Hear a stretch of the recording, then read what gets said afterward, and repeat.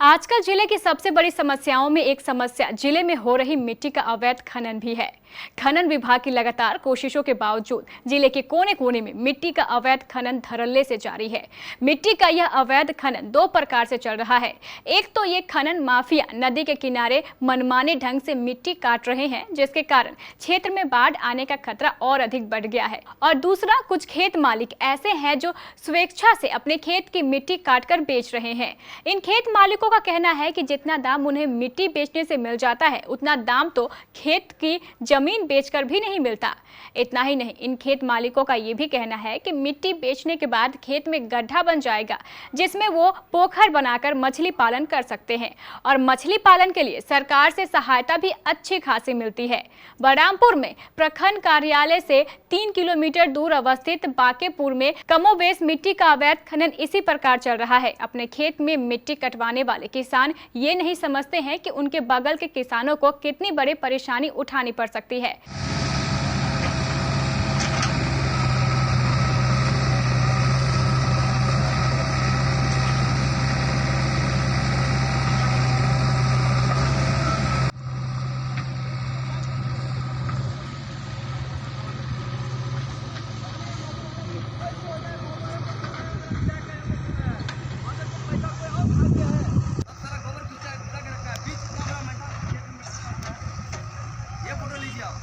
ये साइड का जो है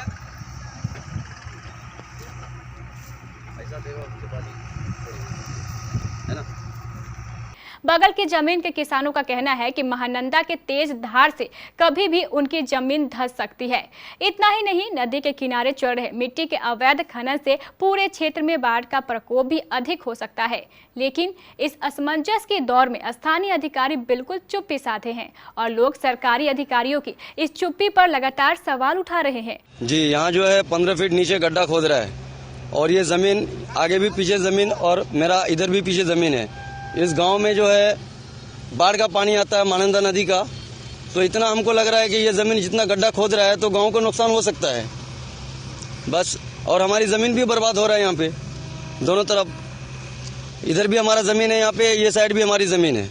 और ये गड्ढा 15 फीट जो खोद रहा है और सामने यहाँ ब्लॉक स्थान है भी यहाँ से 3 किलोमीटर दूर है, लेकिन कोई ध्यान नहीं दे रहा है कि इतना बड़ा गड्ढा हो रहा है और गांव सामने मौजूद है। इतनी बड़ी गांव नुकसान हो सकता है। कहीं कंप्लेन किया है? जी, कंप्लेन गांव वाला बोल रहा है कि गड्ढा खोद रहा है, थोड़ा सा करेगा, मिट्टी काटेगा थोड़ा सा के लिए, इसमें मखना का क्या खेती करना चाहता था।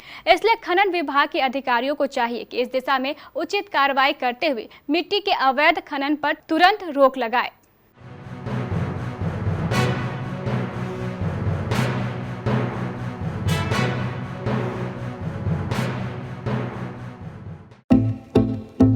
अब आपके कटिहार शहर में भी कोटा जैसी शिक्षा उपलब्ध। हम हैं द्रोणा करियर इंस्टीट्यूट। यहाँ पीके चौधरी और सीके सौरभ की देखरेख में 8th, 9th, 10th, 11th और 12th के साथ साथ 12 पास के छात्र छात्राओं के लिए जेईई एवं नीट की कोटा जैसी तैयारी कराई जाती है। बेहतर परिणाम के संकल्प के साथ आपके उज्जवल और मजबूत भविष्य के लिए दृढ़ संकल्प है द्रोणा करियर इंस्टीट्यूट।